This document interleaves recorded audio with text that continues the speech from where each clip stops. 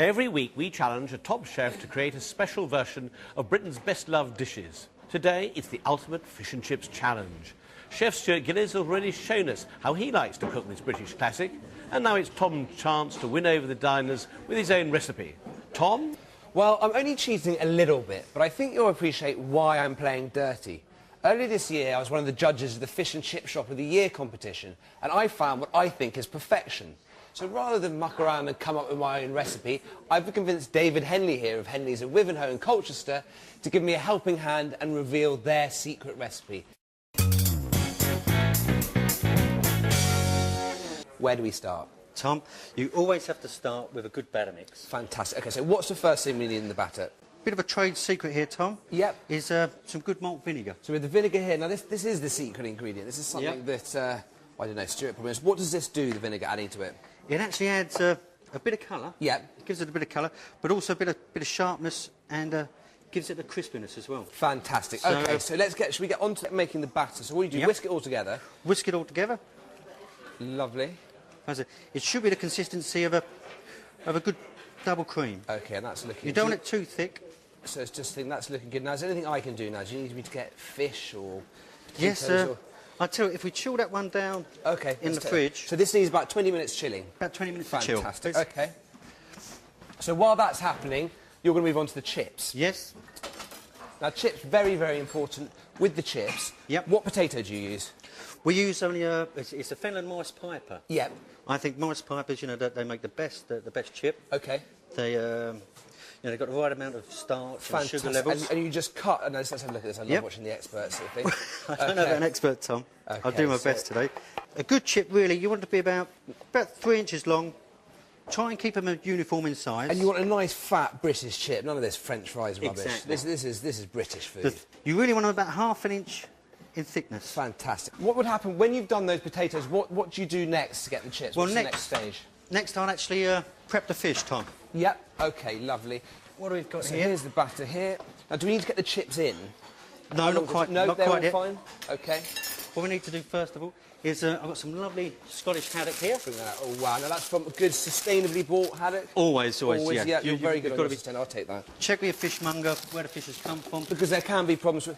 Yeah. What's the most popular fish you sell at Henley's? It's actually still cod. Is it cod? That old the more south you are, the more people ask for cod and chips. Of course, haddock is very much a Scottish. Haddock and chips is a very much traditionally Scottish one, isn't it? Yeah. The further north you go, the more haddock is sold. In Scotland, probably 80% of fish and chips is... So it flips from cod down south to haddock up exactly right. OK, so you've got the fillet hidden. Yeah. Lovely nice piece of haddock. What I like to do is actually take the pin bones out. Yeah. Nobody likes bones with their fish and chips. It's quite easy to do. If you're unsure, just ask your fishmonger. Do you keep the skin on? I don't like to be honest. Fantastic. I mean, that's very much a London thing, isn't it? Or a London area, isn't it? Not keeping... In Scotland, again, most of the skin will always be off the fillet. Fantastic, OK. I prefer to take it off. Again, ask your fishmonger if you're unsure. So get your fishmonger to skin, to fillet, and then you've got like this. Lovely. It's very easy if you want to do it at home. OK. Just get a good sharp knife, hold it underneath the tail, and just move the fillet in a zigzag motion, like so. So... there we go. You've got the skin off there. OK, now, I'll tell you what... So you're now going to chop that. That's not quite the fillet yet, is it? No. What it is, it's a nice size. You've got about a £1.5 size fillet there. OK, so you're going to chop that in half because we need to get one, I think, into the batter to get frying up. You've got a nice thick middle there. What we need to do first is get the chips in. So what's happened? The potatoes you've now blanched them or boiled them to soften them up slightly? They've been part boiled for about 5 minutes. OK. Just to soften them up. OK. No longer because they'll lose their shape and start to break up. Get them in, so they're all going in nicely, very, very nice. Always try and put them in the basket. Do you want me to drop the rest of those in when you carry on with the fish? Yes, please, I'll do it very carefully. I won't ruin your masterpiece, I promise you. Just take very here. That's not even it, is it? Just give the fillet a little season. Little fillet before it goes in, so a little bit of salt. Lovely. Both sides. OK. You want it as dry as possible. Yeah. Give it a light dusting in some flour. Plain flour again? Plain flour again, Dust it in the flour. Dust it in the flour. Then it helps the batter mix to adhere now to the fillet. Now we have your lovely chilled batter. There we go. So you just give it a good... What you need to do is make sure it's actually coated very well, because the secret is we're not actually frying this fish with the batter, sorry. The batter will coat the fish and it will actually steam. So actually it's a lot, it's a lot healthier than you think. So how long does that go in for? That will go in for about 4 minutes. 4 minutes, OK, so these have been in for about a minute already. Yep. 4 minutes, OK, so everything's bubbling away. So this, oh, look at all that delicious stuff. Now, Stuart, how are you feeling about this with the old, little bit of a trade secret here? Yeah, I'm feeling a bit nervous, Tom. Oh, yeah? Well, I'll be honest. I think, Stuart, you thought that I you were can't going to believe go I'm with such a which dirty is dog. very easy. But You brought in a professional fish and chip. I brought in a ringer. Now, David, that is looking absolutely fantastic. Tell me, is it ready? I really It can't is. hold myself So back much we've- longer. We've turned it about twice now. OK. Each side. You can always do a little bit of a test Yep. as well. If it starts to float, a lot of moisture's left the fillet, Yep. so it's floating. A little knock there, you can tell that it's. I mean, it looks it's absolutely firm. dry already, doesn't it? Yep. Absolutely fantastic. Well, so you're going to drain that on there. drain now. it Let there me for get a all this second. stuff out of the way. The chips as well. OK, chips. You need to do what we call the pinch test. Yep, what's Yep. the pinch test? The pinch test is if you give it a pinch, Yep. it should be nice and crisp on the outside, Yep. nice and fluffy on the inside.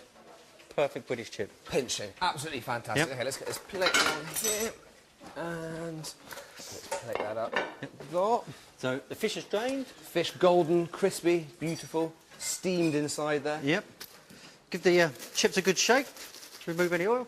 And then what are you going to serve it with? What's a classic accompaniment? I would you say? think the best, one of the best and most traditional accompaniments Yep. is mushy peas. Mushy peas. Well, we've got some mushy peas here. Fantastic. We're going to spoon Here's a and spoon. get it out. There's a spoon. Let's There's get a that good. onto the plate.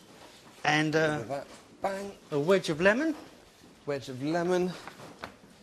And lashings of salt and vinegar. Lashings of salt and vinegar. There you go. Absolutely perfect British fish and chips. Thank you, David. Thank you. My pleasure. Now, is there any more glorious sight in the world than proper British fish and chips? These look absolutely fantastic. Let's get in and try it. Lovely. Now, Thank you. one thing that you might not have known about David is he actually holds a world record for being the fastest chip maker in the world. Quite some record, British, so are you proud of that? How did that happen? Very proud Yeah. to link up with the Guinness Book of Records to peel it, chip it, fry it, serve it. Oh. And we did it in 3 minutes 42 seconds. Right, David, that was oh, that's delicious. To make Henley's haddock and chips, you need to head down to the fishmonger for some fresh haddock fillets. From the market, get some Maris piping potatoes, and for the fish batter, you'll need plain flour, baking powder and malt vinegar, and some sunflower oil for the deep fat fryer. Finally, grab some lemon, vinegar and peas to finish it all.